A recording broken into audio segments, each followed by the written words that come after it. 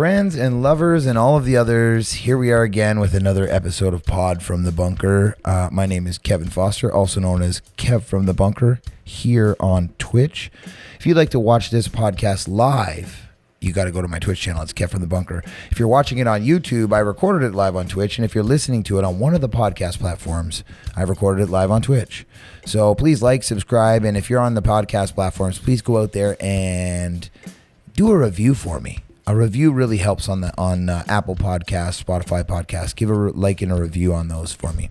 All my links are going to be below as well as our guest links. Today we have another great streamer, we were just chatting about this, but he goes all in, and that's what draws me to him. He goes really hard in the paint. He's like Dennis Rodman style. Don't mess around. And his setup is intense. He has a wall rack of rack effects and preamps and things, and we're going to learn a little bit about how he runs his stream and why everything is themed the way it is. And I don't know much about him, so I'm really looking forward to learning more about Delta Crab. If you're on Twitch, you may or may not know him, but in the chat right now we do have a link for his link tree. Check it out. And if you want to check out the merch for Live from the Bunker, you can check it out in all my links below as well. If you're really cool and you want to do a Patreon thing because you like what I do on YouTube or whatever, that's cool too. There's a $3 Patreon level, and I put 2 YouTube videos out every single week. So they're free unless you want to donate $3 a month. So, not saying anything, but just saying something, I guess.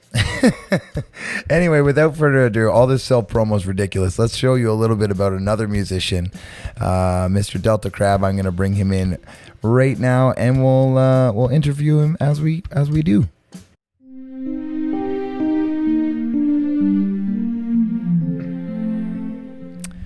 All right, Delta, you are live from the bunker now. All right. How are you doing, man? Here I am. Doing great. Excited to chat with you.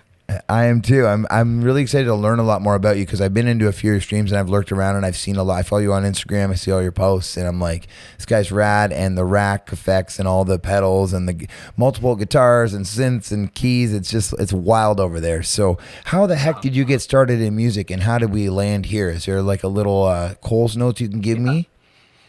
Yeah. I've been doing music basically my whole life. I started off classical piano, playing music in church, but when I was in middle school, I kind of fell in love with rock and roll. My best friend got Squire Stratocaster for Christmas, and he kind of roped me into playing bass.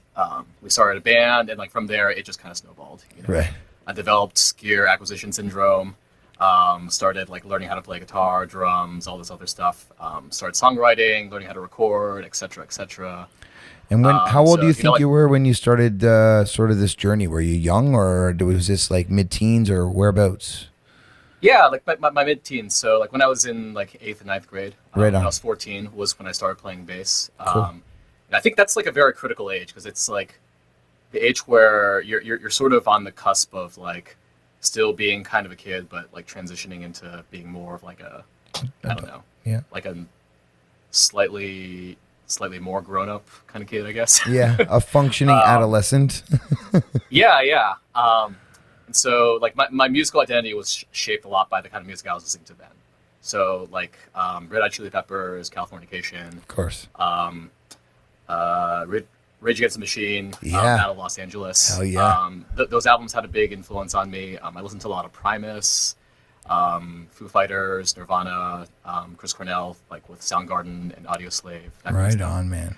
So I consider that stuff kind of my bread and butter in terms of what I'm comfortable with. Yeah. I've kind of branched out since then, But basically my teens, I'd say, is when I really committed to my identity as a musician, and definitely as a rock musician. Right on. Yeah.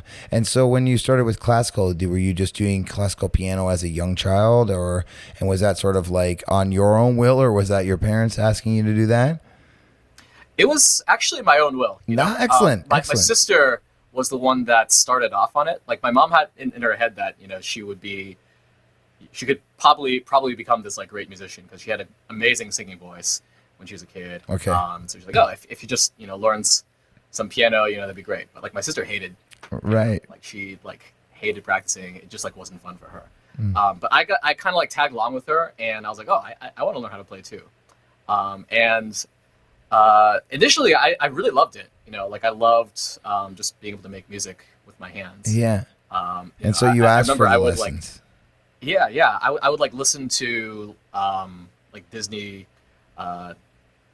songs or like songs that I heard on TV, and I would like try to like work out what the melodies Of were course, like. yeah. You know, Ear training, man, at a young age.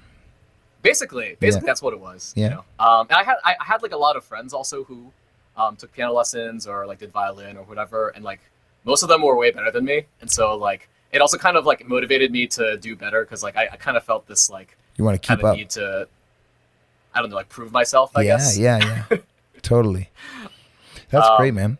So another question Yeah. I usually ask. So after you got like into that, did you ever play in any other bands other than the bass in that sort of middle school band? Was there other bands, or did it just go to this solo thing where you created by yourself? Yeah, I've played in a lot of bands. Like I started a couple where I was playing bass, and I'd like try to sing, but like my singing voice actually was pretty terrible when I was a teen.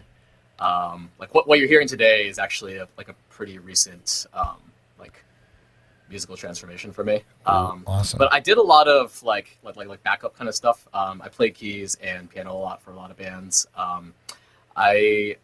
But my regular gig when I was in my teens was actually playing in church every Okay. week. So that kind of taught me how to learn songs quickly, how to I don't know, like simplify, I guess, because like when you're like learning a repertoire of like hundreds of songs, Yeah. you eventually you start to kind of see kind of like similarities, I guess, and so like I don't know, you kind of learn how to learn songs Quick, yeah. fast. You know where the feel is going to go. The next note is coming, and you know what it's going to be a 1-4-5. That feel starts to happen for you. It always amazed me, but it's starting to come into my hands now after 20 some odd years. I'm like, oh yeah, we're going here. It's going to feel right. Yeah. But I've always wanted to be like a solo artist. I think Yeah. like even though I started off on bass, which is really like traditionally like a supporting instrument. Hey, I've Sting and always Sting and Rush are losing their mind right now. Yeah, but I mean, like they also like Getting are me, like, I mean, accomplished sorry. singers, Yeah. songwriters as well. Right, I'm sure they're pretty competent on like piano. I was just teasing you, man. I guitar was as well. just messing around. But yeah, bass is sort of like it's definitely a secondary instrument, but you sort of wanted to move into this sort of frontman position, singing, do your own solo thing. And so how did that go about? Synths and guitars and other things. Yeah. So let me see. Most of the stuff that I did was like very like guitars and drums kind of type music. Very like 90s, like early 2000s ish kind of music. Okay. Like the White Stripes had a big influence on me. They have like a very minimalist kind of approach. So, Of course. I kind of adopted that with some of the solo projects I had. So like most of the stuff I was doing was like I don't know, like rock and roll-ish. I kind of stepped into trying to do acoustic stuff for a little while. That's actually the last project I had. And I went by the name Metaphorster for that.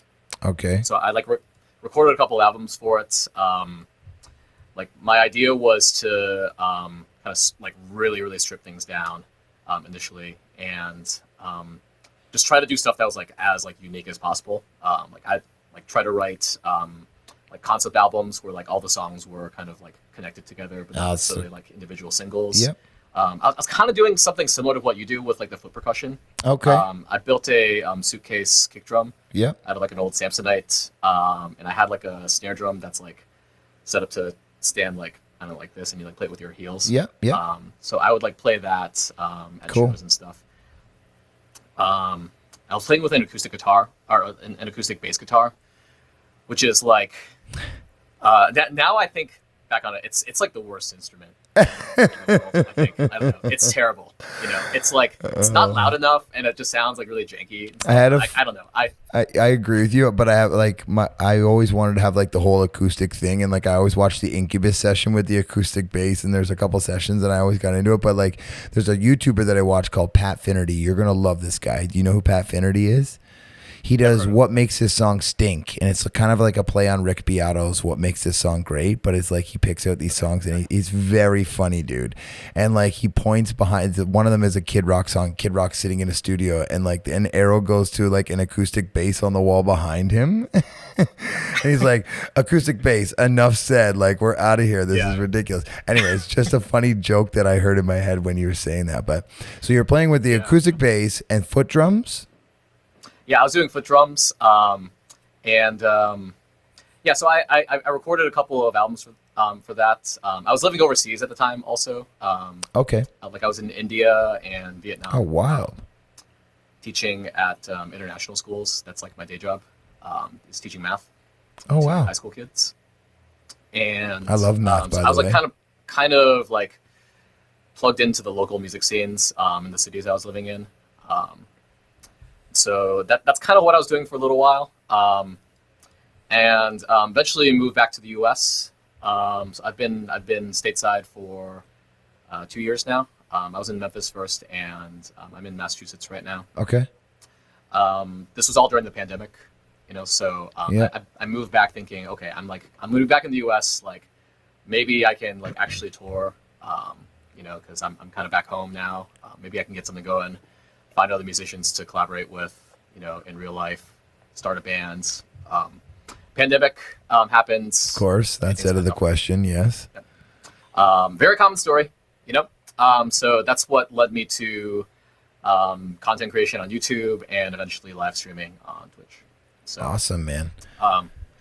So like the whole synth thing, it started off with me just kind of experimenting because I saw a lot of people doing live looping stuff on streaming platforms, and I've always shied away from live looping because I felt like it just wasn't really as entertaining to watch live in person, because like I feel like there's like a build up time that's kind of involved. I agree. And it'd always be like easy for me to lose interest if like there was a very big arrangement that was happening. Yeah. But I found that with live streaming, it's a little bit different. At least on Twitch. I agree. People have more patience for it, and people are kind of like, I don't know, in and out doing stuff while they're listening. And people are more there to kind of hang out, I guess, as opposed to, like paying money for a show cover ticket. charge, Yeah. Grabbing a drink and like sitting in one place. Right. Stationary and just giving like 100% of their attention to you. Right. Yeah. Big difference. Yeah. So it kind of opened me up to try experimenting with things, So initially I just kind of like dabbled with it a little bit. But then I realized this was maybe something that I could focus a lot more on. So I started practicing more with like live looping, upgraded my setup. Initially I was just gonna have synth stuff be a little bit more supplemental, but now it really is like a big part of my like my brand. Is like synth stuff. Yeah. I was going to mention that in the intro about everything. It's like, I was going to say like you're like a synth lord. Like you do use, like every time I've seen you play, there's a lot of synth going on, and there's a lot of cool sounds and saw pads and things like that. So yeah, sorry, I didn't mean to cut you off, but keep going. Yeah. So I mean, I've always been like a big fan of chiptune music. I never really played chiptune, but I just always loved listening to like 8-bit kind of type stuff. Yep. Stuff that was like constructed using like trackers, I guess. Stuff based on video games. Yep. I tell people that like the soundtrack I grew up with was like pop radio from like the 80s and 90s, contemporary Christian music, and video game music. Right. That's such that. I played a lot of video games. That's like such a cool like cauldron of things to sort of mix up, you know what I mean? Like, then you get what you get here, and like so interesting, dude. And when you say those things, I'm like, yep, oh yeah, that makes sense. They all kind of fit into what you do. Very awesome. Yeah. So that kind of sort of informs, I guess, like what I do and where you came from, with the synths and stuff. I haven't always been a synth guy. It's actually really just been something that I've been doing for maybe about 2 years. I really am like learning how to get the most out of the gear that I have. Awesome. As I'm streaming. Right. So yeah. Dude, that's rad. I think I Also, you have a wall full of like hardware gear, right? Like everyone has all these, Yep. a lot of software, but you have like rack mount effects, and not a lot of people are using those anymore. Like, I mean, I know that I have currently a rack effect on me. I have a Neve 1073, but it's not real. It's Oh, wow. digital. You know what I mean? Yeah, yeah, yeah. It's the UA one, but you actually have physical ones. So tell me a little bit more about that. How did you Yeah. start getting into rack effects and stuff like that, and how do they contribute to the stream? I was listening to like a lot of like mixing and mastering podcasts um, when I was doing my acoustic project. I used to listen to a lot of podcasts just when I'd be kind of at home Yeah. chilling or like doing chores around the house. And I don't even remember the name of the podcast anymore, but like I remember learning a lot about compression and how like this one mixing engineer would talk about how like compression in his opinion was really like the most important thing, like getting the volumes to be all right, and that like EQ like was sort of secondary after you got like volumes and stuff figured out. And he would talk a lot about compressors and preamps and that kind of stuff. He was also like sponsored, I guess, by some companies, so that was kind of part of the reason why he would always talk about it. It's like trying to get you to buy the stuff that he's sponsored by. Of course. But that it it did kind of influence my decisions on how to kind of set up my stream. Yeah. Because once I started getting more stuff, I realized that it'd be helpful to have the very least like a bus compressor, something that just kind of squishes everything together, Yeah. so that the dynamic range is like a little bit more squished together. Of course. And so I guess I started off with that, and then after that I got a preamp just so that I could get stuff to sound like a little bit warmer. Of course. I think a lot of like a lot of the streams that I listen to, like everything is digital, I guess. And like digital tends to have like a distinctive kind of sound to it. Mm-hmm. It's like very, very transparent. And This is why I wanted to ask so, you this. You hear the difference. You can understand yeah, where analog gear has a lot more depth to it, I find. Yeah. yeah. So that was the second thing that I got, which is a tube compressor. And it's like an Art Pro MPA tube compressor. It's actually like I guess considered kind of a cheap preamp in like the professional like audio engineering world. Most of my gear actually, while it like might look impressive, is actually kind of cheap, and I kind of feel it's a little bit janky actually. Yeah. Like I've got like a lot of like Behringer kind of type stuff. Yeah, like that's fine entry-level though. gear. Yeah, but that's fine, man. You have hardware gear and you run it with like real, like it's just a different world that you're in is all I'm trying to get at. And like it defines your sound. Like I said, there's more depth. There's a little bit more like, and we talked about it a little bit before we went live. Like people come into your stream and they're like, your stream, and it's very like loud. It's far louder than 90% of other streams because you have this outboard gear that is bringing everything together and up. And like, I think that's the best way to sort of say how a compressor works. It brings the bottom end up and it brings the top end down and then it brings the whole thing up if you'd like to do that. Yep. So what you do is you provide like there's just such a more depth of field and like a loud like it gets hard in there. Like I feel like when you said Rage Against the Machine, and then you said like I also played like gospel or like church music as well. It's like, oh, okay, well, like I can hear that because you have the notes and you have the melodies and stuff, and just a cool stream. So talk to me a little bit about your vocal chain. I know that you have some effects going on there as well when you sing. Yeah. How's that go? Yeah. So all the rack stuff is dual channel for the most part. Okay. I guess like the mixer technically is multiple channels, but everything. So I've got like one chain just for vocals. So there's a lot of processing going on just for the vocals. So like I have to like split my vocals so that one channel is going into my Deluge, which I'm using for sequencing drums and doing loops and stuff. And I've got like a kill switch for, or like an on and off switch for letting audio into it and turning it off from my vocal mic. Okay. And I've got another channel that's just going straight into my audio interface, which is like what you're hearing right now. Okay. So it's more or less all the same kind of processing, but it's like tailored a little bit more to just my voice. Okay. I guess. Right. So yeah, it's got two kind of like layers of tube saturation.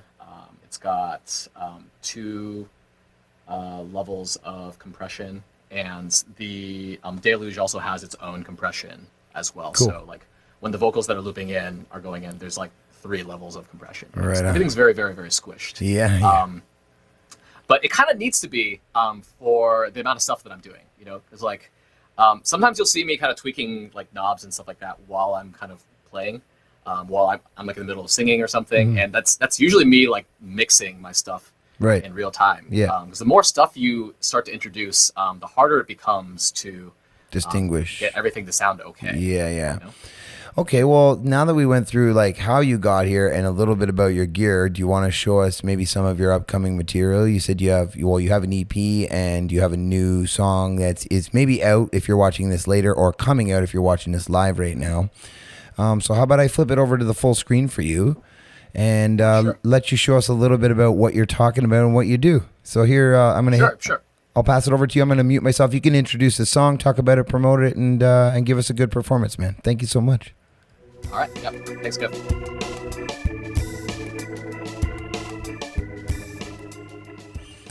The stage is yours, Delta. Thank you so much. All right, awesome. So yes, this song that I'm going to perform is called "How Do I Change." It is coming out September 2nd on my Bandcamp, and then September 9th on all streaming platforms. So if you're listening to this before then, it's available for pre-save. But yeah, once it goes live, you can listen to it everywhere. And it's going to be the first single off of my EP, which is coming out at the end of the year in December. And it goes something kind of like this. I'm going to live loop it. So here we go.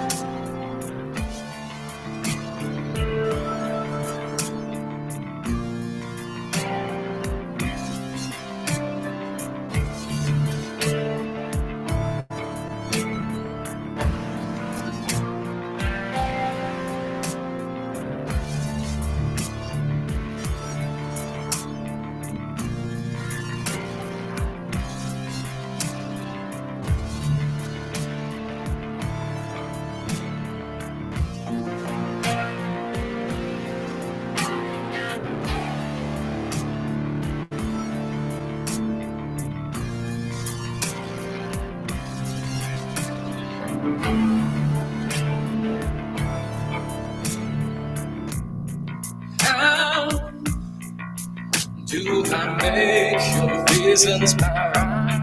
How do I face the rest of seasons out of mind? How do I chase you out of my mind? I can't erase you no matter how I try. How do I change?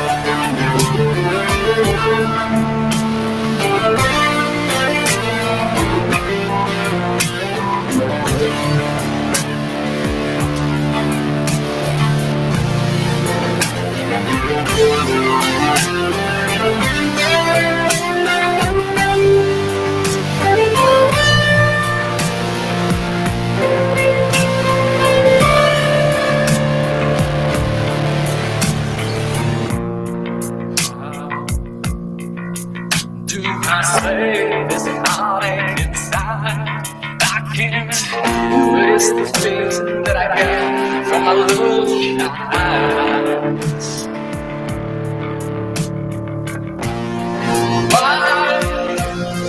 Why must I lose every just a song that's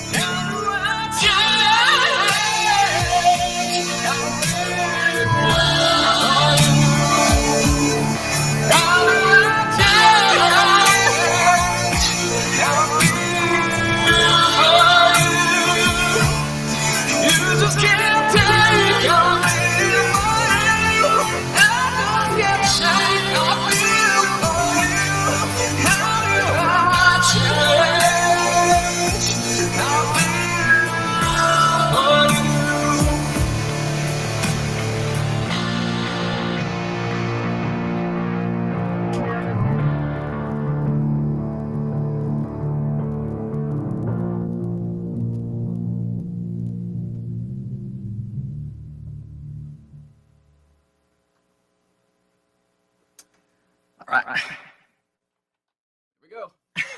My dude. So rad. Like I just said at the end there in the chat, like I feel a little bit of a Muse vibe in there as well. Like is Muse yeah, they totally, man. Yeah. So cool. Yes, like, yes. I didn't really grow up listening to them, but once I started live streaming, there were a lot of people on Twitch that kept on requesting all these Muse songs.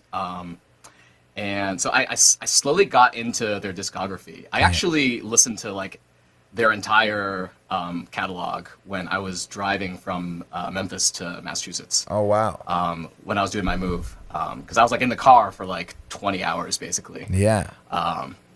So that was one of the things that I did while I was doing that. So I have been like pretty heavily influenced by what they do. Totally. They've got like synth stuff too.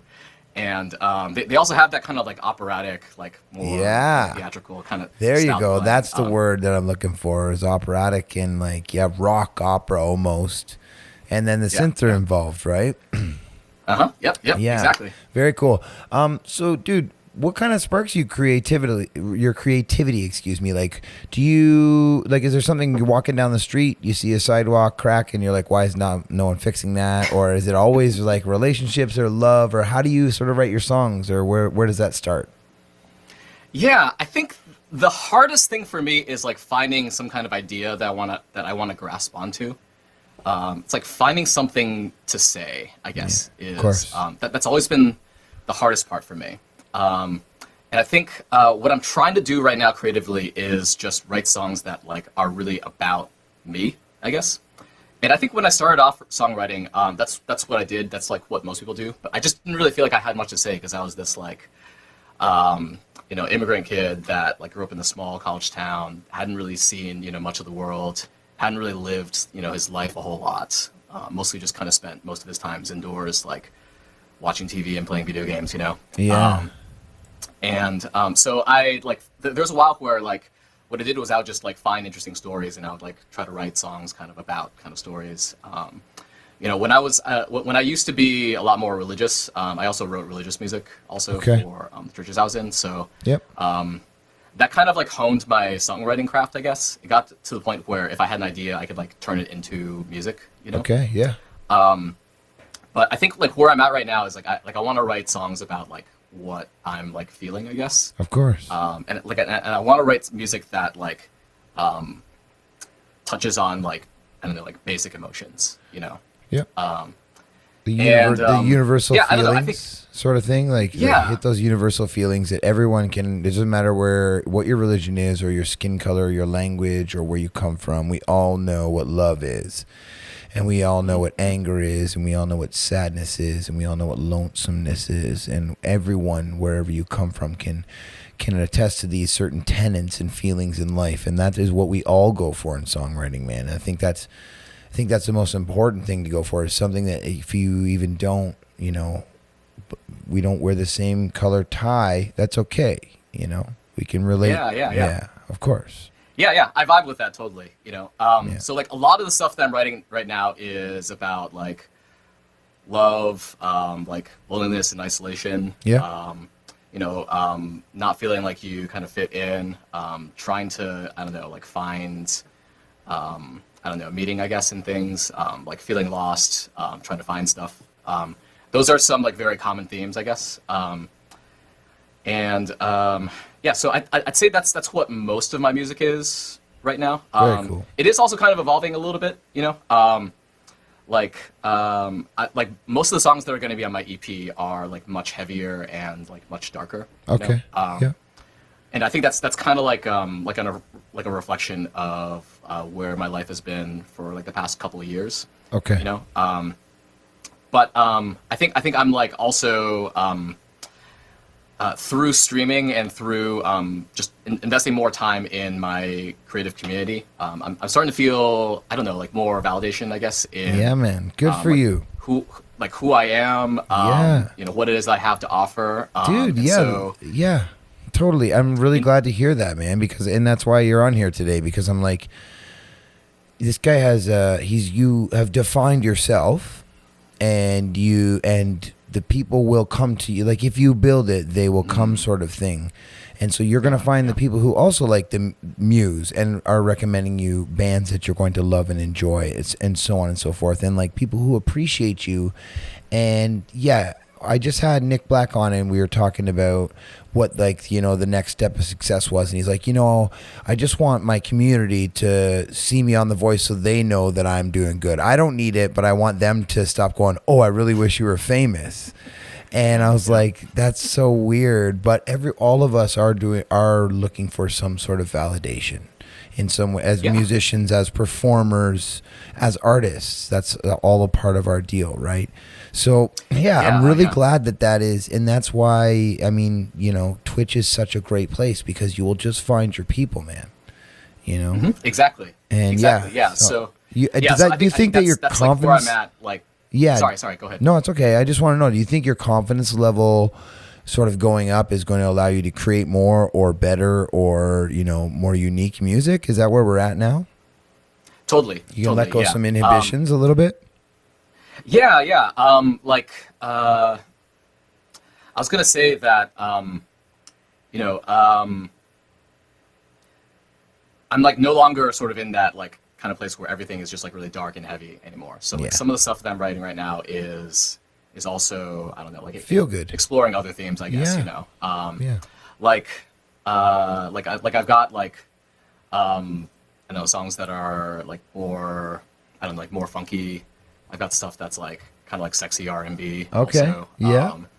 I'm kind of getting back into writing stuff that's more folky also. So I don't know. I'm kind of all over the place right now, which is like also a reflection of where I'm at with my Twitch channel. Yeah. You know. So what about yeah. What about some Go of the ahead. branding and stuff? Like, where does the crab branding come from? I know that you've named your friend behind you Beta Crab, and like you have all the emotes and the whole red vibe and everything. So where did that all come from? Yep. Yeah. I've got like a lot of reasons for why I chose Delta Crab as like my like stage name, Yep. my brands. Yep. You know. And I always tell people that I only will say one aspect of why it is that I chose Okay. the brand. Let's every do time, that. because like I love it when people keep asking me. You know. Okay, yeah. One at a time. So yeah. So let's go with the crab part. Okay. Of Delta Crab. You know, I think that like the crab sort of it's like my spirit animal right now. Okay. You know, there's like sort of like an aggression to it. You know, it's like it's kind of like a dangerous animal, but it's also like kind of cute and kind of like playful and sort of like kind of whimsical at the same time. Yeah. I feel like it's not like a I don't know, like a tiger or a lion or something that's Right. like, you know, very like something that you usually would see as like a mascot for like a sports team. You Okay. know? Yeah. Like you're not gonna see any And sports an team called the invertebrate or Crabs. whatever they call them, like Yeah. it doesn't. It's like it has no spine or whatever. This is. We don't pick those Yeah, for us. Yeah, right. It's an Yeah, interesting animal, right? Like a shellfish, and it's like got just a weird whole thing to it. I understand what you're saying. Yeah. Yeah. So I You think you consider yourself when weird? I was like, yeah. Well, you know, it was like when I was like writing music for this particular brand, you know, like kind of mashing things together, you know, doing the synth stuff. I just kind of felt like I was a lot more playful with the music that I was doing. I used to take myself like very, very seriously, especially with my old projects. Like it was very, very like pretentious. Of course. And like now the kind of music that I'm writing, like I try to be like very like plain and blunt with you know, the words that I choose in my lyrics. I try not to like overcomplicate things too much musically, although it like I don't know. You could argue that my stuff is also really complex right now because of all the instruments I have. I can't help myself, I guess, in that way. Good. But yeah, it kind of fits with like the crab. I feel. Like, Okay. the Yeah. crab is just I don't know. Like when I think of crabs, I just think they're like kind of a fun kind of animal. You know, they're not like super cute and like cuddly, but they're also like I don't know, not Yeah, like you something could kind of poke you're, like, around with afraid them. of. Yeah. No, I understand what you're saying. So you relate to that as your spirit animal. So that's part one. And maybe in 6 months, if I have you on for another interview, we can get part 2 or part 3 or part 4 of this. Yeah. I could talk about other reasons why I went with crab, why I went with delta Right. as the first word. So it's a layered onion is what it is. We need to just peel back each of these layers one at a time. I like that. Yes. That's also basically I'm Shrek is what I'm saying. I've got layers.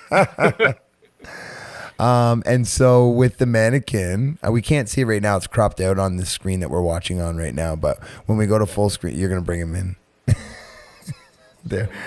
There's Beta. There he is. He's in now. Nice. And he's wearing your merch. That's so legit. Yeah. And the merch has I love the old video game because we already talked about that, right? Like all these things like sort of come in to sort of bring everything together to make you, man. And you're a unique creative artist, man. And like what we all don't do is turn off that part in our brain that goes, oh, this is embarrassing, or I shouldn't do this, or that we just don't go with our flow state or our gut instinct. And I feel like when your confidence goes up and you find a little vibe and you make it playful like this, you can turn off all that shit that says, oh, that wasn't good, or is this too on edge. You just go for it and go. And like I think that's what draws me to you, and just like the whole layers and levels to everything you do, not just your music, all of your name, your branding, everything. It's super cool, man. Yeah. Did you want to play us another tune off of this upcoming EP that you have, or is it already out and there's a single coming out elsewhere, or how's this release going for you before we get into the tune? Yeah. So I'm gonna be doing I guess three singles. I'm doing How Do I Change? It's coming out in 2 weeks. Releasing an acoustic version of it. That I'm actually I'm like just finishing up with the mixing right now. It'll probably be mastered and ready to go out, and so that's going to come out in like about a month. And then I've got another single that I think I want to play next. I'm waiting on some vocals from other Twitch streamers. Oh, cool. The song is called Never Again. It's like a song about breaking up with your friends. It's like kind of ironic that I'm asking all my friends to contribute to it, I guess. Yeah. But yeah, it's like a song about like, you know, like being bullied and being like, you know what, like screw these guys. Yeah. I don't want to be friends with you anymore. Yeah. We weren't friends in the first place. You guys are just assholes, you know? Yeah, exactly. So that's coming out in late October after TwitchCon. And the EP is going to be released in December. So, and the EP will have 3 other extra tracks on it. Cool, man. So 3 singles and then 3 more, let's call them B-sides if they're not singles, the other ones, the other tracks. And so it's a 6-song EP that will be fully out in December. That's the plan. Exciting, dude. Okay, well, let me throw you to full screen and let's hear another tune off of this. And I'm really excited to get like exclusive inside stuff. And everyone enjoy this performance. All right. All right, dude, I'm going to mute myself. The screen is yours. Take it away, sir. All righty.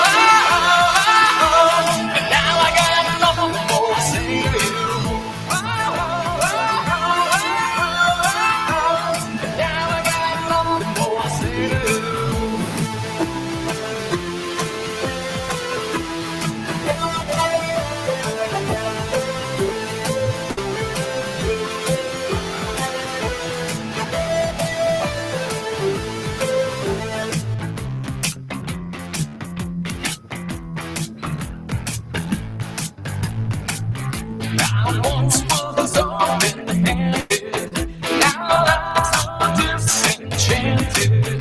Two words for you, my former friend. Never again. Whoa, whoa, whoa, whoa. And now I got nothing more to say to you. And now I got nothing more to say to you.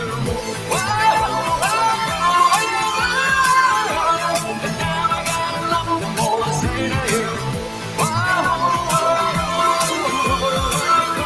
And now I got nothing more to say to you.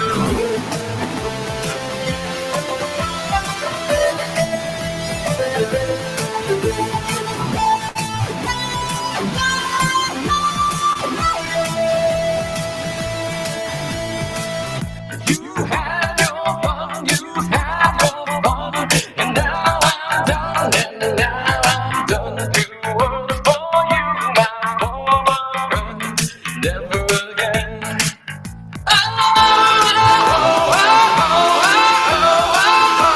And now I got nothing more to say to you. And now I got nothing more to say to you. And now I got nothing more to say to you. And now I got nothing more to say to you.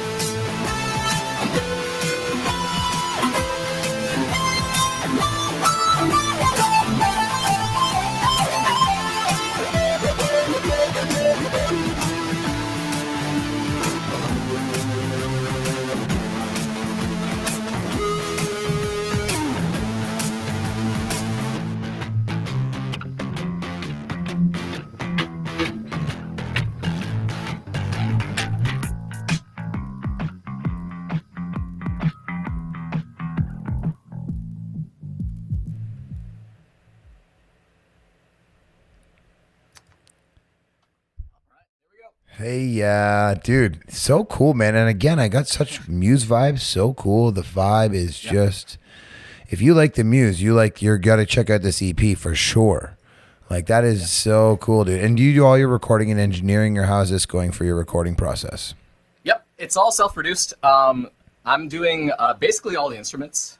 So guitars, keyboards, wind instruments, synths, drum sequencing, everything. I've got some guest vocals, like I said, for this song in particular. Cool. But it's basically all done in-house. I'm mixing and mastering everything myself as well. Cool, man. Can you tell us what software you enjoy using? Yeah, I'm using Ableton Live. It's my first time using it, actually, believe it or Okay. not. I don't used use to it. be a I used to be a Reaper guy. Okay. I used Reaper for like my last 3-4 albums, and I've also used Pro Tools before in the past. Like Reaper used to be like my main thing though. Yeah. I'm really loving the built-in instruments for Ableton. That's like the thing that I love the most about it. Okay. Before I was doing mostly everything just like live audio and stuff, but I'm really using a lot more MIDI now. Yeah. With the synths, I'm like using like vocal instruments, I guess, like choral stuff. Yeah. I'm using like violins and like cellos and that kind of stuff. Super awesome. Getting trumpets, all this kind of stuff. It's a lot of fun. Yeah, man. I can see the joy on your face. Yeah. It's fun. Okay, dude. So at the end here, like we talked a lot about your journey and how we got here and like all of your gear and stuff. And we talked a little bit about your influences, but if you were to go on tour with two artists, let's say, dead or alive, can be any two artists and yourself on a tour, who would they be? Man, what a great question. Okay. Yeah, take your time. This would be tough for me. Yeah. I mean, I kind of feel like I have to say Muse now. Maybe. I don't know. I just, dude, I'm feeling it so much. I'm like, I got the same, there's the same chug, and like, you're talking about universal things and they talk about universal things. And like, really. Anyways, you don't have to say it, but it could work. Let me see here. Okay. The first band that, or like first artist that I thought of was Jack White. Okay. I Okay. would love to go on tour with Jack White just because I think he's such like a creative. He's just such a creative person. He's playing Like here on Friday in Toronto. If you want to come, you can. Oh, no stay. way. Yeah. it's only like a 8-hour drive for me. Ah, too far. Okay, sorry. Yeah, so it could be a like sweet like Jack White and Muse and yourself would be a rad tour. Yeah, definitely. But I don't know. There's so many other bands I would love to play with, like Foo Fighters, the Mars Volta. I love. Yeah, I could hear Les that in there Claypool, too. Okay. Yeah. Primus. I would love to play, like just hang out with him. Yeah. He's such a like bass. So you like, know the guitar drums. idol for So me. you know the drums that I play. You've seen them on my Instagram. The foot drum kit. Mm-hmm. They make a backpack Yep. kit as well, and Les Claypool. Okay. Les Claypool plays that backpack kit. Oh, no way. Yeah, he's I didn't sponsored. know that. He is sponsored by Farmer Foot Drums. Yeah. So check out their website and you'll see his. He has like it's the real street busker style, like backpack kick drum with the little hi hat on the top, and and there's like cables all the way down to the back of your shoes on your heels, so you dance around and like one on your elbow. He does that whole thing. For whole newfound respect when I saw that, I was like, oh my goodness, this guy is killing it. All right. So the didn't next know that question at all. is where you guys, you're bringing all 6 bands because this is your world and I don't care. Where is the dream venue for you to play with all of these bands? Oh man. Okay, that's a tough one too. Of course it is. I would love to play Red Rocks in Denver. Yeah, just because man. it's a venue that I've seen before. It's very like well known. It's just a cool spot. Dude, to it's have, the like, coolest Rocky in the Mountains. planet. I like that is by far my dream venue, dude. You can take Madison Square Garden and throw it in the ocean. I would love Yeah, to play yeah. at Red Rocks, you know? Yeah. Oh. Just like I don't know, just the vibe of that place. And there's like for that big giant rock show, that's one thing too. Like you want to take those big bands there, but like maybe if you were doing a little folk tour with your acoustic guitar, you want to go to like a little club like CBGB style or something, or the Troubadour or whatever, right? But for that kind of like sort of lineup that you have, I think that would be perfect. Yeah, exactly. Is there any secondary after that at all, or is that kind of the one? Let me think. Besides that, I would love to do like a small, like intimate show at this place called the Piano Man Okay. in New Delhi, India. Okay. I was curious if you were going to say an overseas venue because you did have some experience there. Awesome. Okay. The Piano Man. So And- it's more of like a jazz venue, but I debuted my first album for my last project at that venue, Cool. and it was like one of the best shows that I've ever played. I've seen like footage of like internationally well-known jazz musicians kind of play there before. Also, like Adam Neely, he's like somebody that I look up to also as like a musical educator and also Yep. just like bassist as well. Like he had this whole thing where he toured India with his band like right before the pandemic, and like there's this one part where he is actually playing there. I was like, oh my god, that's like the same stage that I played at. Like I fucking love that place, you know. Cool. So I there's a would love to get the chance to go back to there, just to play to the local crowd there. 'Cause Yeah. I had so much fun there. Awesome, dude. So if you guys were at Red Rocks and you had all these bands there, what would be on your rider? Like you get a rider of like, we'll bring you whatever pizza or cake, or we'll bring you a bottle of, X whiskey. Do you want like a 20-year scotch? What do do you smoke cannabis? Do you want a really high-end cannabis? Do you want it local brewery? Like what would you want on your rider back there?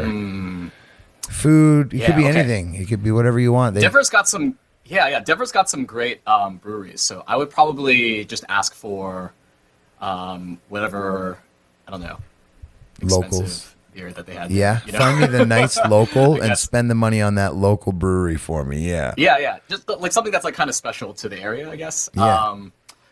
I don't know. I would say sushi, but I don't think Denver is really known for sushi. There's got to I'm be a a huge cool sushi spot buff. there. There's got to be someone yeah. there who has this little hole in the wall spot that makes good sushi, and you're going to say to the promoter, "Find the best sushi in town, please, sir." Yeah. And get Maybe that over. maybe like some like raw beef sushi. Like I've had that before actually. It's Okay. actually pretty good. Okay. You know? Maybe some of that. I don't know. I like my tastes are like so like grown up now. Like I don't really eat that much sugar anymore. Yeah. I'm like I kind of dabbled a little bit in keto for a little while. Cool. So I don't know. Like I mostly just like eating like nuts and like I don't know meats and stuff like that. Yeah. Um, To get that veggies. charcuterie board, I want a 100-foot charcuterie board running down the middle of this room. I mean, we don't have to be absurd about it, but like you kind of, Yeah. the fun part about this is like I get to learn more about you, that you do eat less sugar, you do eat more keto, you do like a charcuterie board. That's why I ask these rider questions. And like, you know, we can be ridiculous. I want a half pipe in there too. I like to skateboard, and I would like a half pipe in there. Yeah. No, I would. I don't know. Maybe like a gaming setup. with, Yeah, like, that just, would be, like, party games. yes. Like probably have an Something with- N64, even like a cool old school one set up for me, you know, with a Yeah, tube TV. like Mario Kart 64 would be great. Yeah. Hell yeah. I love playing Splatoon. Actually, I'm like really looking forward to Splatoon 3 coming out. Cool. So maybe like a Switch setup where I can just play with I don't know whoever's in the crew. Right on. or like whatever randos. Yeah. Are like Guys, you can play or not, but this is my tour and we got this here.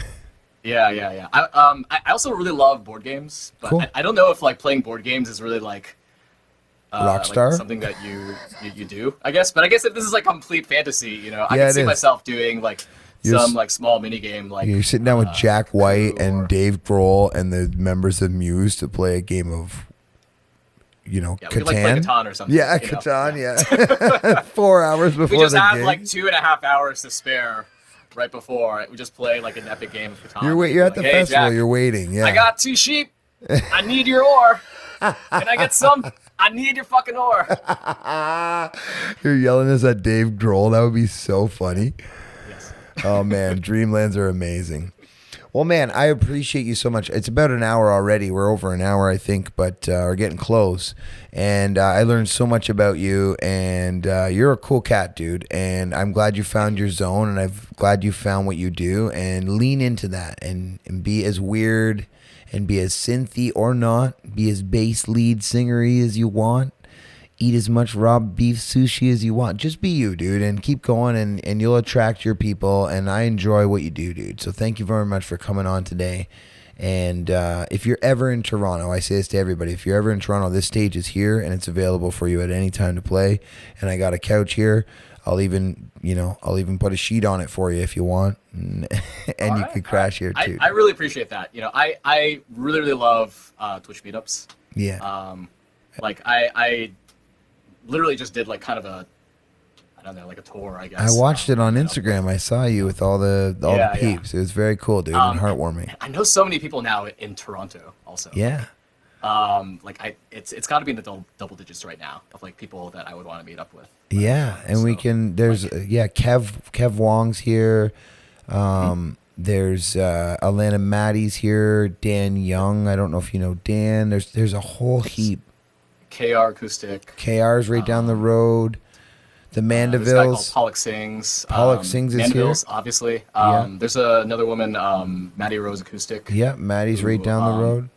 So you would hit all those she's like, people what- on the way here. Yeah. And there's a great crew here. And I think that in October sometime where KR was talking to me, and we're going to get him on the show here, but he was talking to me about doing like sort of like a Twitch festival thing for the musicians in October. So if you happen to get north of the border, we are all going to be converging at one venue, playing back to back. And I'm not, I don't want to let too many cats out of the bag here. This is not my story to talk about, but there will be a time where we are going to get together. So that might be a time where you might want to sort of maybe plan for that too. It'd be great to have you, dude. All right. And you definitely have a spot Yeah. on my couch here for a night or two, whatever needs to be done to sort of help you. Yeah, absolutely. Appreciate that. Yeah, appreciate you, dude, and thank you for doing the show. It's a pleasure to have you, and everyone here. I'm going to click the guest command one more time. There's a link tree there. I'm going to do a quick shout out for at. I hit the wrong button there. We're back. I put it on like the start screen or something. I'm going to give a shout out for Delta here. I was on the wrong computer typing. That's why. Is it okay if I just say like a quick hi to people in your chat. I Please completely do. realized I've been ignoring it. No, I know. We're What's up, having an Island? interview. Yeah. Sensia, Ankh, Larry Pickle Jar, Tiger Lily, Ben. Oh man, it's so good to have you here. Thank you so much for watching this interview.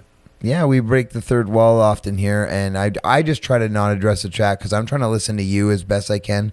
I'm already squirrely in the brain, and I can get sidetracked. So I have a button here that I push that says podding, and it just say we're live podcasting, and chat interaction from Kev is a little bit lower right now because he's trying to listen to Delta.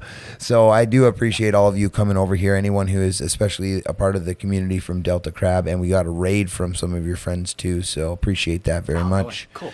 And yeah, man, it's been a pleasure to have you, and by all means I will have this up on YouTube. All the links for your link tree will be below. Everyone's got it in chat there, so hopefully you get a couple follows and everything, and we'll stay in touch, dude. I look forward to chatting with you again here, and maybe having you in the bunker for a session. All right, Dude. Have a great night. Thank you so much. Thank you so much, Kev. Take care of yourself. See you later. Later. That was the wrong button again. That's okay. Life goes on. Pro streamer. That's what I always say. Friends, lovers, and all the others. Here we are again. It worked, I guess. Put a beat on. I'm getting so much better at things when they go wrong. It's just like, yeah, shit went wrong. Things went awry, but that's okay. This is the second podcast I've done today, and we had a session, and we have a session tomorrow. Yes, it was Delta Crab, everyone. That was so interesting, and I could talk with him for hours because we got to go through that gear chain a little bit more in depth. It's fun. But thanks for watching. My name's Kev. If you're joining us in Twitch here, thank you for joining us. And we do podcasts on Mondays, so if you'd like to check us out on Mondays, you'd have to actually go to the Discord. All of our announcements are in Discord, and all of these interviews that I do happen at different times because I have different people in different time zones, and I have to do my best to sort of accommodate their time. So, we have one tonight at 10 p.m. my time. We had one at 7. Next week, we're going to have one at 3 in the afternoon. So just check out my Discord, and we'll make it happen from there. And if you want a cool t-shirt or something, all my merch and everything is coming up. All of my socials are there. Follow me on YouTube. If you're watching this on YouTube, follow me on Twitch and all the other things. Like, subscribe. The YouTube is in chat there. We're so close to 1,000. And that'll be fun when we hit that. So thank you very much for everything. All my links are below. I don't know what else to say. Self-promo. And until next time, keep it between the mustard and the mayonnaise.